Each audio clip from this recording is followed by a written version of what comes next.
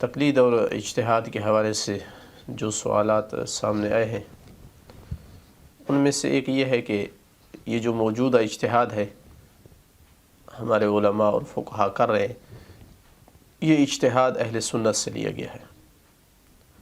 جس طرح کہ کہا جاتا ہے کہ علم اصول الفقہ جس پر اعتماد کرتے ہیں، کبھی کہتے ہیں کہ وہ اہل سنت سے لیا گیا ہے، تو اس کا ہم اپنا اس سے پہلی والی اقساط میں جواب دے چکے۔ کچھ کہتے ہیں کہ جو اجتہاد ہے یہ ہمارے فقہا میں نہیں پایا جاتا تھا زمانے قدیم میں، یہ اہل سنت میں موجود تھا اور ان سے ہماری طرف کنورٹ ہوا ہے، تو لہٰذا اس لیے یہ قابل اعتماد نہیں ہے اور ایسے مجتہد کی تقلید نہیں کی جا سکتی، چونکہ وہ اہل سنت کے طریقہ کار پہ چل رہا ہے اور ائمہ نے اس اجتہاد کی اتباع سے منع کیا ہے۔ تو جواب کے طور پر میں عرض کروں گا کہ حقیقتاً یہ ایک مغالطہ ہے جو حقیقت سے بالکل عاری ہے، چونکہ اعتراض کرنے والے کو یہ فرق نہیں پتہ چل رہا کہ لفظ اجتہاد جو ہے وہ ایک ہی لفظ ہے کہ جو آج کے دور میں دو معنوں میں استعمال ہوتا ہے۔ ایک دور تھا کہ لفظ اجتہاد صرف ایک معنی میں استعمال ہوتا تھا، اور وہ کس معنی میں؟ وہ کہ جب ایک عالم قرآن، حدیث، اس طرح کی کوئی نص اس کے پاس نہیں ہوتی تھی تو وہ اپنی طرف سے قیاس کرتا تھا، استحسان، جو چیز اس کو اچھی، جو حکم اچھا لگتا تھا، اپنی رائے جو نص کے مقابل ہوتی تھی اس پر لفظ اجتہاد بولا جاتا تھا۔ اہل سنت کے ہاں وہ پایا جاتا تھا، اس کی ہمارے ائمہ سلام اللہ علیہم نے نفی کی ہے۔ مثلا یہ حدیث وسائل الشیعہ جلد نمبر 27 صفحہ نمبر 52 پہ موجود ہے امام صادق علیہ السلام سے، اما الرد علی من قال بالرأی والقیاس والاستحسان والاجتہاد، کہ جو رائے، قیاس، استحسان، اجتہاد کا عطف کیا ہے ان چیزوں پر کہ جو مجتہد کی اپنی ہوتی ہیں آراء قرآن اور نص کے مقابل، اور جو کہتا ہے کہ اختلاف جو ہے فقہا میں یہ رحمت ہے، ان پر جو ہے وہ کیا رد ہے اس قیاس اور استحسان اور اجتہاد پر؟ تو فرمایا کہ جو بھی یہ کہتا ہے رائے اور قیاس سے حکم لگاتا ہے تو یہ احکام میں شبہات میں واقع ہوتا ہے، چونکہ اس کا اپنے عقل کی اختراع ہے، ممکن ہے حکم کوئی اور ہو اور یہ کسی اور نتیجے تک اس کی رائے پہنچے، اور یہ اس لیے کرتے ہیں کہ جب یہ اپنے جہالت کی وجہ سے حکم تک پہنچنے سے عاجز ہو جاتے ہیں اس وقت یہ اپنی رائے اور قیاس کو استعمال کرتے ہیں۔ تو اس دور میں یہ اجتہاد بولا جاتا تھا قرآن اور نص کے مقابل میں، حدیث کے مقابل میں، جبکہ ہمارے علماء میں جو اس وقت پایا جاتا تھا، جو حکم استنباط کرنے کا عمل تھا، اس کو اس وقت فقاہت کہا جاتا تھا کہ فلاں فقیہ ہے۔ جس طرح قرآن نے کہا ہے یتفقہون، قرآن میں اپنے دین میں تفقہ کرے، تو اس وقت اس کو فقاہت بولا جاتا تھا۔ حقیقتاً یہ بھی ایک قسم کا اجتہاد تھا لغوی معنی سے حوالے سے، چونکہ اجتہاد باب افتعال ہے، جہد سے، مشقت طلب کام کرنا، یہ اجتہاد ہے۔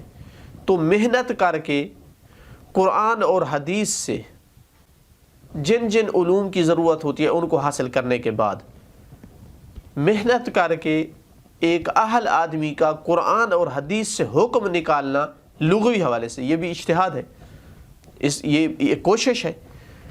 لیکن اس دور میں اجتہاد نہیں بولا جاتا تھا اس پر، اس کو فقاہت کہا جاتا تھا، تفقہ کہا جاتا تھا۔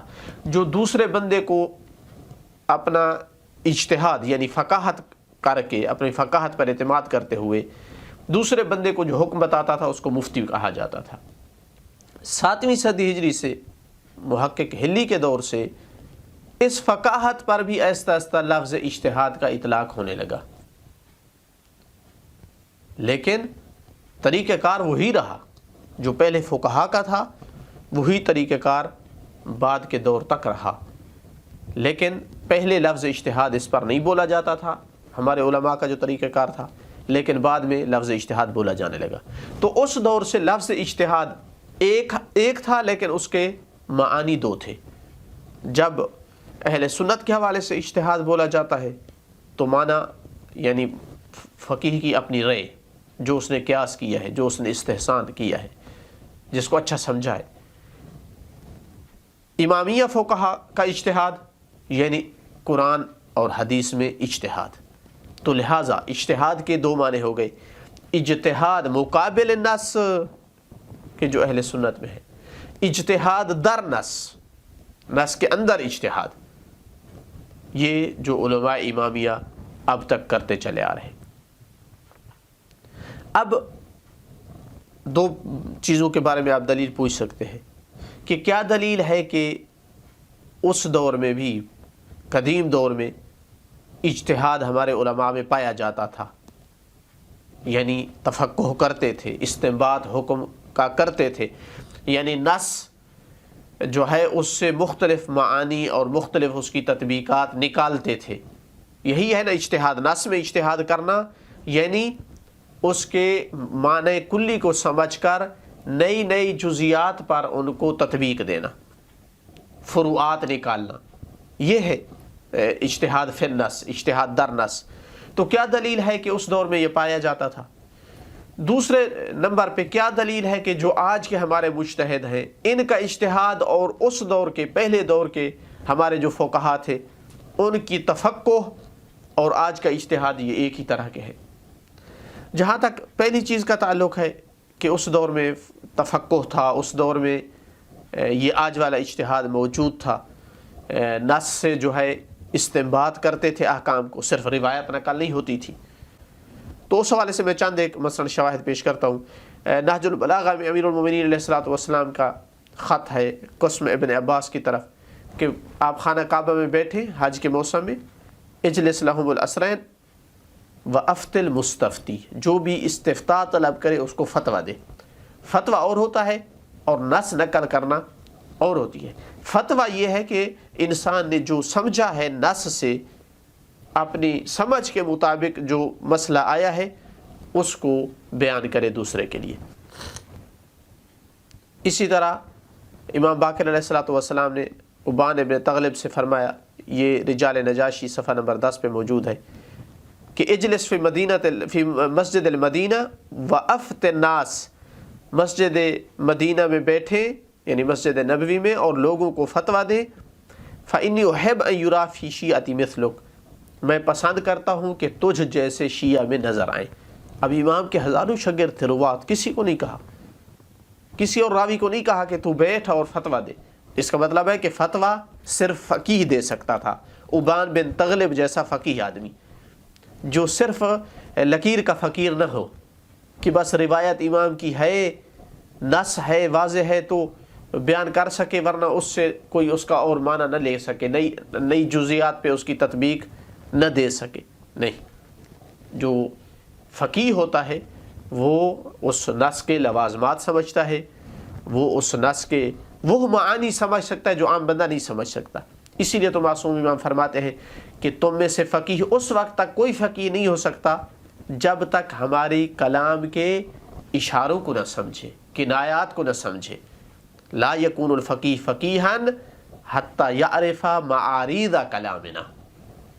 تو یہ فقاہت اس وقت پائی جاتی تھی ائمہ کے دور میں، صرف نص تک فقیہ محدود نہیں رہتا تھا، اجتہاد کرتا تھا جو آج والا اجتہاد ہے. مثلا کشی، رجال کشی میں صفحہ نمبر 238 پہ لکھا ہے کہ کشی کہتا ہے کہ 6 آدمی جو ہے امام محمد باقر علیہ السلام، امام جعفر صادق علیہ السلام کے اصحاب میں سے، زرارہ، معروف بن خربوط، ابو بصیر، فضیل بن یسار، محمد بن مسلم، یہ وہ لوگ ہیں کہ اجتمعت الاصابۃ علی تصدیق ہؤلاء وانقادوا لهم بالفقہ، فقہ میں ان کے مطیع ہو گئے، روایت میں نہیں. روایت تو اور بھی راوی بہت سارے تھے، فقہ میں یعنی یہ لوگ فقہا تھے، یہ فقہی مسائل بیان کرتے تھے نصوص سے نکال کر کے، تو ان کی اطاعت کی جاتی تھی فقہی مسائل میں. یہ بھی رجال کشی پہ ہے روایت 276 صفحہ پہ کہ ایک شامی آیا امام علیہ السلام امام صادق علیہ السلام کے ساتھ مناظرہ کرنے کے لیے مختلف علوم میں، تو امام علیہ السلام سے کہا کہ میں آپ سے فقہ میں مناظرہ کرنا چاہتا ہوں. تو امام علیہ السلام نے فرمایا یا زرارہ ناظر ہو، زرارہ تو اس سے مناظرہ کر. اب مناظرہ روایت میں نہیں تھا، وہ چھٹے امام کو مثلا مانتے ہی نہیں تھا کہ یہ چھٹے امام کی روایت پیش کرے.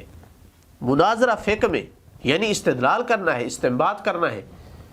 اس لیے عام راوی کو نہیں کہا مناظرے کا، زرارہ کو کہا ہے، جس کے بارے میں کہا ہے کہ امام صادق کے کہا گیا ہے کہ امام صادق علیہ السلام کے روات کے میں سے افقہ ترین اصحاب میں سے افقہ ترین زرارہ ہے. تو لطف آ گیا جب مناظرہ کیا. روایت کہتی ہے فنادرہ، جناب زرارہ نے مناظرہ کیا. فما تارا کا شامی یکشر، شامی کے چہرے پہ تبسم اور مسکراہٹ نہیں آنے دی، اتنا اس کو پریشان کر کے رکھ دیا. تو یہ امام صادق علیہ السلام کی تربیت تھی، فقاہت سکھائی انہوں نے، اجتہاد جس کو ہمارے ہاں پایا جاتا ہے، یہ اجتہاد سکھایا انہیں. ابن ادریس نے مستطرفات السرائر میں صفحہ نمبر 575 پہ لکھا ہے، اور وسائل شیعہ میں بھی نقل ہوئی ہے یہ روایت جلد نمبر 18 اور صفحہ نمبر 40 پر. بزنتی احمد بن ابی نصر البزنتی جو کہ فقہا میں سے ہے، امام رضا علیہ السلام کے اصحاب، ان اصحاب میں سے ہے کہ جو فقہا ہے، وہ کہتا ہے کہ امام رضا علیہ السلام نے فرمایا علینا القاء الاصول وعلیکم التفریع، ہم پر ہے کہ ہم اصول بیان کریں گے، تم تفریعات نکالو گے، تم اس کی فروعات نکالو گے. یہ ساری یہی تو فقاہت ہے، یہی تفقہ ہے، یہی اجتہاد ہے، نص میں اجتہاد. یعنی ہم قواعد کلیہ دیں گے اور تم ان میں سے پیش آنے والے نئے نئے مسائل کا حل نکالو گے. اسی طرح مثلا اور روایت آپ دیکھ سکتے ہیں مسائل الشیعہ میں جلد نمبر 5 صفحہ نمبر 318 پہ. موسیٰ بن بکر کہتے ہیں کہ میں نے امام صادق علیہ السلام سے عرض کیا کہ ایک آدمی بے ہوش ہو جاتا ہے، 1 دن یا 2 دن یا 3 دن 4 دن بے ہوش رہتا ہے، اس سے بھی زیادہ بھی ہو سکتا ہے، تو کتنے دن کی نماز قضا کرے گا؟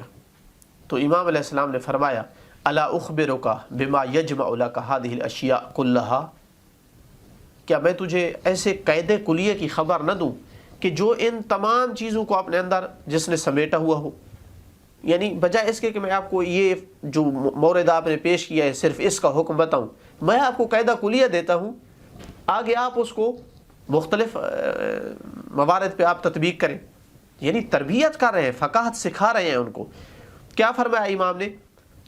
فرمایا کل ما غالب اللہ علیک فاللہ اعذر لعبدہ، جب بھی اللہ تجھ پہ غالب آ جائے، یعنی تیرا قصور نہیں ہے، تیری اپنی طرف سے تقصیر نہیں ہے، اللہ کی جانب سے کوئی مشکل آئی ہے، غالب آ گیا ہے، تو اللہ اپنے عبد کو کے عذر کو زیادہ قبول کرنے والا ہے.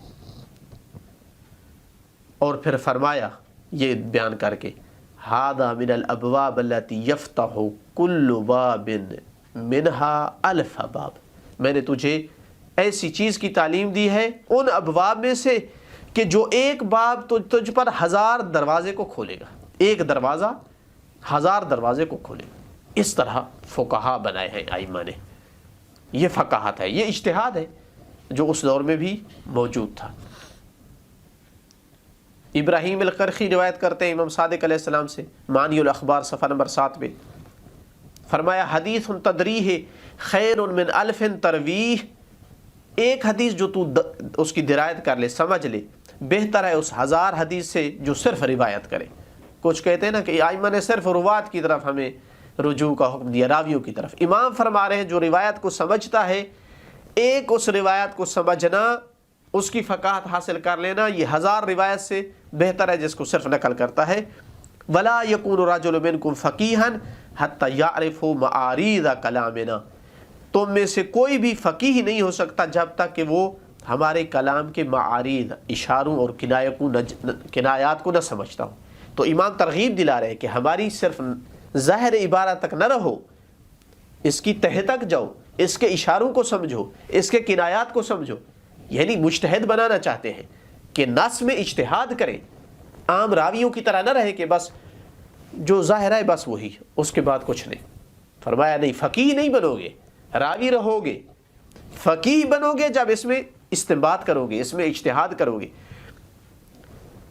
لتنصرف علی افن وان الکلمۃ من کلامنا لتنصرف علی 70 وجہا، ہماری ایک بات 70 معنی اس کا ہو سکتا ہے، 70 اس کی وجہ ہو سکتی ہے. لنا من جمیعها مخرج، اور ان پورے کے پورے 70 معانی میں سے ہر ایک معنی میں ہمارے لیے نکلنے کا راستہ ہے، یعنی ہم اس کی وجہ بیان کر سکتے ہیں کہ یہ معنی مراد ہو سکتا ہے اور کیوں ہو سکتا ہے.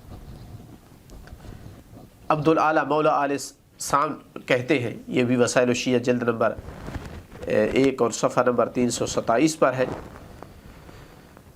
کہتا ہے کہ امام صادق علیہ الصلوۃ والسلام سے میں نے عرض کیا کہ میں گرا ہوں جس سے میرا ناخن کٹ گیا ہے، تو میں نے انگلی پر پٹی لگائی ہے، تو وضو میں کیا کروں؟ امام علیہ السلام نے بجائے اس کے کہ حکم دیتے اس کو کہ یہ کرے، نہیں، اس کو فقاہت سکھانا چاہیے. فرمایا یعرف ھذا واشباہہ من کتاب اللہ، اس طرح کا حکم یا اس کے مثل اور بھی آئے تو ان سب کا حکم یہاں سے کتاب اللہ یعنی قرآن مجید کے اس حکم سے آپ پہچان سکتے ہیں، جہاں اللہ تعالیٰ فرما رہا ہے ما جعل علیکم فی الدین من حرج، کہ اللہ نے دین میں تمہارے لیے حرج نہیں بنائی ہے. یہاں سے احکام کو آپ نکال سکتے ہیں. تو ائمہ علیہ الصلوۃ والسلام جو ہے اس بات کی تربیت کر رہے تھے، ترغیب اس میں دلا رہے تھے کہ تمہیں فقیہ بننا چاہیے، جس وجہ سے فقہا کا وجود اس دور میں پایا گیا تھا، فتوے دے رہے تھے. بالخصوص غیبت صغریٰ میں آ کر تو علماء نے اصلا توضیح المسائل کی طرح رسالے لکھے ہیں. نام توضیح المسائل نہیں تھا ان کا، یہ متاخر نام ہے، لیکن اسی روش پر تھے. صرف جن میں فتاوی ہوتے تھے، کوئی دلیل نہیں ہوتی تھی. مثلا ان میں سے فتاوی ابن جنید ہے، ابن ابی عقیل کی الحبل المتین ہے، یہ فتاوی کی کتابیں ہیں. شلغمانی کی کتاب التکلیف ہے، یہ بھی فتاوی کی کتاب ہے. اس کے بعد شیخ صدوق کی مثلا کتاب مقنع ہے، شیخ مفید کی مقنعہ ہے، یہ ساری فتاوی کی کتابیں ہیں. سید مرتضیٰ کی کئی ایک کتابیں، شیخ طوسی کی، پھر سلسلہ چلتا آ رہا ہے غیبت صغریٰ سے لے کر آج کے دور تک. بلکہ وہ کتابیں بھی کہ جو ظاہر میں ہمیں صرف حدیث کی کتابیں لگتی ہیں، ان میں بھی مؤلف کا کئی جگہ پہ اجتہاد ہے. مثلا کلینی علیہ الرحمہ ظاہراً حدیث کی کتاب ہے کافی، لیکن کئی ایک جگہ پہ اجتہادات ہیں ان کے، فقاہت ہے ان کی. مثلا 2 حدیثیں ٹکرا رہی ہیں، متعارض ہیں، تو وہ اپنا اجتہاد کر کے ان میں سے ایک کو اختیار کرتے ہیں، سب کو نقل نہیں کرتے. اسی طرح احادیث متعدد ہے، تو جو ان کی نگاہ میں صحیح ہے صرف ان کو لے آئے ہیں. یہاں اجتہاد کی ضرورت ہے کہ یہ صحیح ہے اور یہ صحیح نہیں ہے. صرف راوی ہے تو وہ تو تمیز نہیں دے گا کہ صحیح کون سی ہے اور کون سی صحیح نہیں ہے.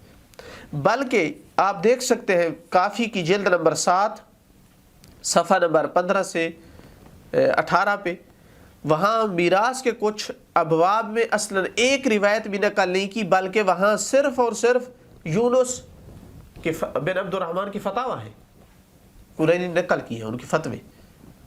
اسی طرح صفحہ نمبر 88 پہ یعنی جلد نمبر 7 اور صفحہ نمبر 88 پہ فضل بن شازان کے فتوے ہیں، چونکہ نص موجود نہیں تھی ان کے پاس روایت، تو ان فقہا کے فتاوی نقل کیے ہیں. تو یہ فقاہت اس دور میں موجود تھی جس دور میں ائمہ موجود تھے. آج کا جو مجتہد ہے ہمارا دعویٰ یہ ہے کہ یہ اس دور کا فقیہ ہے، اور اس دور کا جو فقیہ تھا وہ آج کے دور کا مجتہد ہے. ان میں کوئی فرق نہیں ہے. وجہ اس کی چونکہ جس طرح اس دور کا فقیہ قرآن یا سنت کے علاوہ حکم نہیں لیتا تھا، ہر حکم کے پیچھے کوئی نہ کوئی روایت یا آیت کا سہارا ہوتا تھا، آج کا ہمارا مجتہد اسی بات کا ملتزم ہے. کوئی اس سے حکم قبول نہیں کیا جاتا جب تک کہ اس کے پیچھے کوئی آیت یا روایت کا سہارا نہ ہو. جس طرح اس دور میں دوسرے اجتہاد کو جو اہل سنت میں پایا جاتا تھا اس کو حرام سمجھا جاتا تھا، آج کا مجتہد بھی اس کو حرام سمجھتا ہے، جائز نہیں سمجھتا. قیاس پر بحث ہے، استحسان پر اصول فقہ میں موجود ہے یہ بحثیں، ان سب کو وہ ناجائز سمجھتے ہیں. مزید اس پر شاہد کیا ہے؟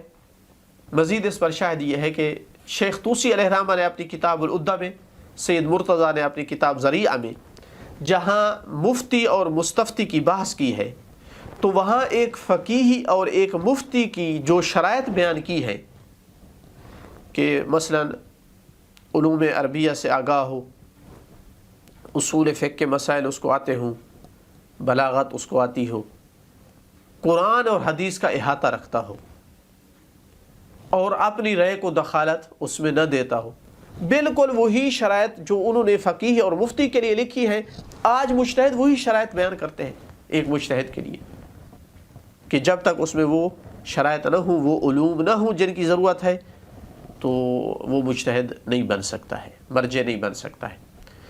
تو اس کا معنی یہ ہوا کہ صرف نام تبدیل ہوا ہے، فقیہ کو آج مجتہد بھی کہا جاتا ہے، اور یہ ہر فیلڈ میں ایسا ہوتا ہے۔